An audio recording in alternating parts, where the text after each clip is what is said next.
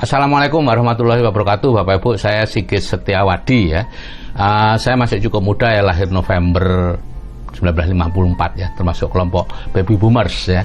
Sejak SD saya kelas 3 sampai SMA saya di Probolinggo ya. Sebelumnya ikut nenek di Yosewilangun, Lumajang. Dan sejak SD kelas 3 itu sampai SMA saya sudah berbisnis di sekolahan.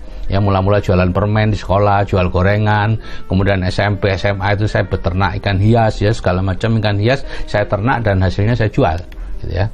Nah, kemudian saya lulus SMA, kuliah di kedokteran UNER, masuk 73, keluar 80 ya. Saat wisuda alhamdulillah saya dapat predikat lulus tercepat ya, karena saat itu pendidikan dokter di UNER itu 8 tahun dan saya bisa memotong 7,5 tahun ya.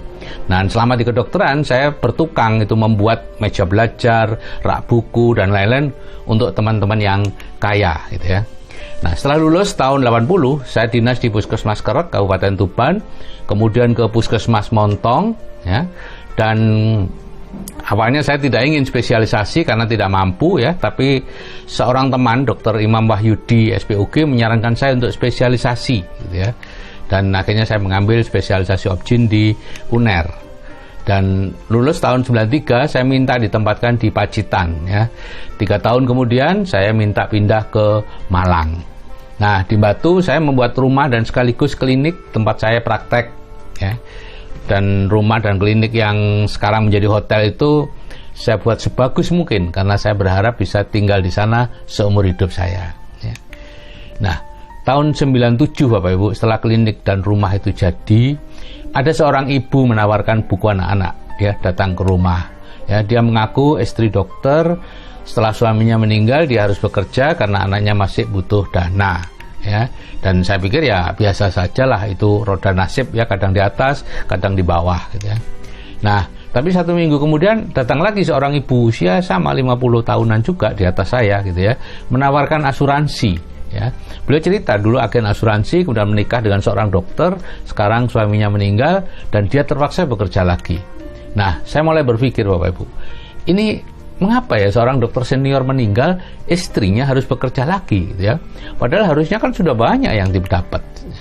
Besoknya di ruangan bidan Bapak Ibu, di Rumah Sakit Saiful Anwar Malang, ruang kandungan, ruang obstetri ya, ada ibu-ibu tua usia 50-an ya, sedang membagi-bagikan baju ke bidan ya.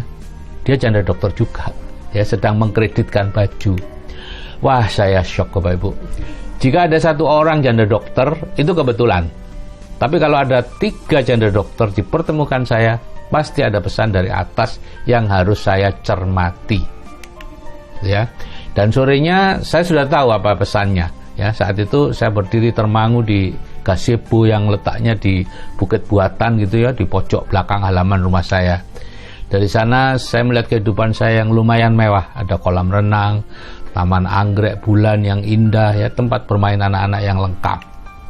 Jika terjadi sesuatu dengan saya, istri saya harus bekerja untuk membiayai semuanya itu gitu ya.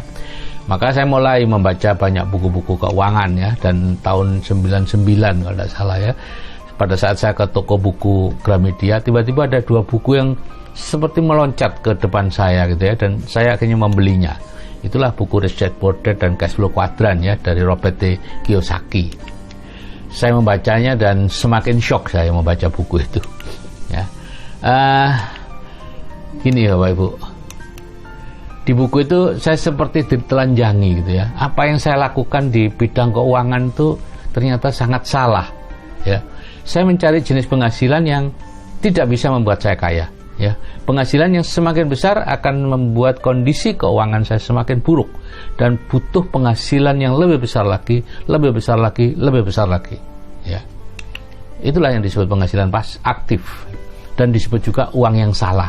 Saya dulu tersinggung waktu membaca itu, uang yang salah. Ternyata benar, setelah saya mati memang ini uang yang salah. Semakin besar penghasilannya, semakin besar pula hutangnya atau kreditnya, dan semakin butuh untuk mencari lebih besar lagi. Nah, di buku itu saya disarankan untuk segera mendapatkan penghasilan pasif. Dari sekian banyak yang ditampilkan tuh hanya 1 yang cocok, memungkinkan untuk bagi saya ya, yang nggak punya keahlian bisnis, usia sudah 40 tahun lebih, kemudian tidak punya modal dan lain-lain, yaitu bisnis networking. Saya pun mencari-cari apa sih bisnis networking itu. Saya kan nyaris tidak berkecimpung di bisnis apapun Bapak Ibu ya. Dan ternyata di tangga paling atas itu bertengger bisnis yang paling saya benci, yaitu MW. Bapak Ibu, tahun 93 waktu anak saya lahir itu saya ditawari sabun ajaib oleh salah satu staf rumah sakit Pacitan ya, SA8 dari MW. Sabunnya bagus, istri saya beli ya, beli macam-macam waktu itu, bagus-bagus ya. Tapi kemudian dia menawarkan bisnis jualan sabun itu ke saya.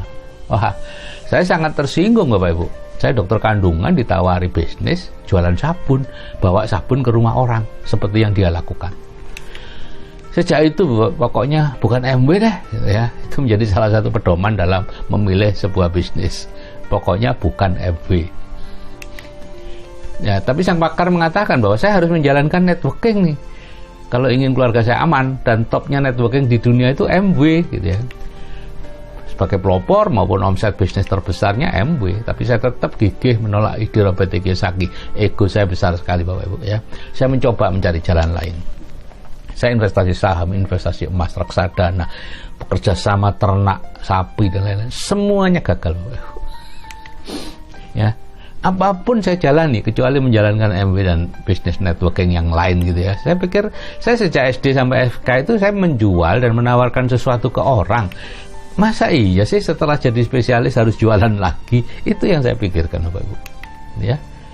Dan pertengahan tahun 2003, Adi anak saya yang saat itu kuliah di Jakarta menelpon saya. Dia ditawari bisnis MW oleh temannya entah siapa yang ketemu di toilet saat acara di kampusnya gitu ya. Jadi teman dari kampus lain datang ke situ. Saya langsung mengatakan bahwa itu baik Bu. Ya, saya pikir Adi ya sangat perlu MW untuk belajar bermasyarakat dengan cara menjual. Tapi di sisi lain saya kok mau ya dia gitu ya, karena saya tahu anak saya enggak seperti itu gitu ya. Nah, saat liburan bulan Juli dia pulang dan menunjukkan bisnis MW-nya itu dalam flip chart itu, lagi-lagi saya menolak, enggak masuk akal gitu ya. Ada penghasilan 40 juta dalam 2-5 tahun waktu itu, tahun 2003 ya. Kemudian dia cerita tentang PV, poin dan lain-lain. Kalau saya beli produk dia dapat poin dan sebagainya dan sebagainya. Akhirnya saya bergabung dan langsung membeli banyak produk karena saya tahu produknya bagus gitu ya. Nah, saya pikir urusan MW selesai deh. Ternyata justru itu baru awalnya Bapak Ibu ya. Adi ngajak saya ikut seminar di Jakarta ya. Setelah dia kembali ke Jakarta, dia telepon ada seminar, lagi-lagi saya menolak ya, tapi Adi konsisten mengajak kami lewat telepon, SMS, dan sebagainya ya. SMS ke ibunya, Bu, Bapak perlu bisnis ini Bu, perlu lihat seminar ini Bu, biar nggak kerja terus. Saya makin marah ya, saya makin tersinggung, tapi akhirnya ya udah deh, kami heran sendiri ya. Akhirnya saya dan Buati memutuskan untuk hadir di seminar inspirasi dan visi karena desakan anak saya itu Bapak Ibu ya. 3 bulan dia mendesak saya ya. Kalau dia tidak mendesak saya tidak akan hadir di seminar dan tidak tahu sekarang saya masih ada di mana gitu ya. Nah, di seminar itu mata saya terbuka Bapak Ibu, apalagi saat itu Pak Aldi, yaitu sekarang Diamond gitu ya, waktu itu sudah Diamond, mengatakan berapapun penghasilan Bapak sekarang masih lebih besar penghasilan dari bisnis ini. Wow, iya tah gitu ya, saya pikir. Ya, akhirnya saya pun mulai aktif ya, saya penasaran, saya presentasi, akhirnya putus harapan. Saya 40 kali lebih Pak, lebih mungkin ya. Tidak ada satupun yang join. Nah, saya sudah mendatangi ke rumahnya, sudah meminta mereka datang ke rumah saya, nggak join Bapak Ibu. Ya, akhirnya saya kirim SMS ke Adi ya, mengatakan, Di, Bapak nggak bisa di, bidan aja loh saya nggak mau. Ya. Kalau bidan sudah nggak mau ya sudah. Ya, Adi cuma jawab, Pak, gunakan kaset.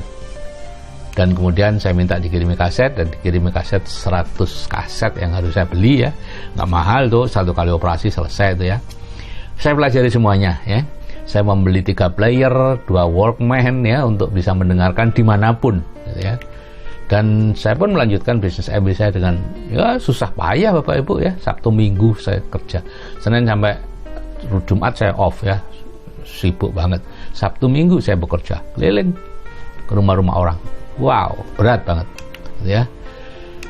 Dan pertengahan tahun 2005 bonus sudah bisa untuk memutar ekonomi keluarga saya, dan saya memutuskan untuk berhenti praktek dan pensiun dini. Ya, saya bukan orang yang suka wah mewah dan lain, biasa-biasa saja. Ya, pokoknya cukup concern saya atau tujuan saya cuma satu, istri saya dan keluarga saya aman. Cuman itu. Begitu saya lihat sudah aman ini, ya udah selesai, gitu ya.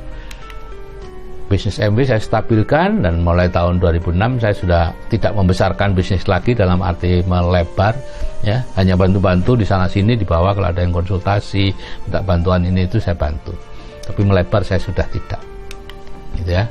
Baru mulai lagi tahun 2017 Bapak Ibu, ketika menemukan sistem baru itu, yaitu MW dengan sistem MSO itu, gitu ya.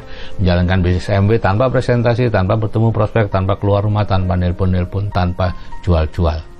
Dan hasilnya luar biasa, top markotop Bapak Ibu. Betul-betul luar biasa, di luar dugaan saya.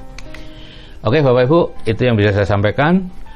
Terima kasih atas perhatiannya. Salam sukses dari saya Sigit Setiawadi, dan salam hebat dari MSO Indonesia. Oke. Assalamualaikum warahmatullahi wabarakatuh.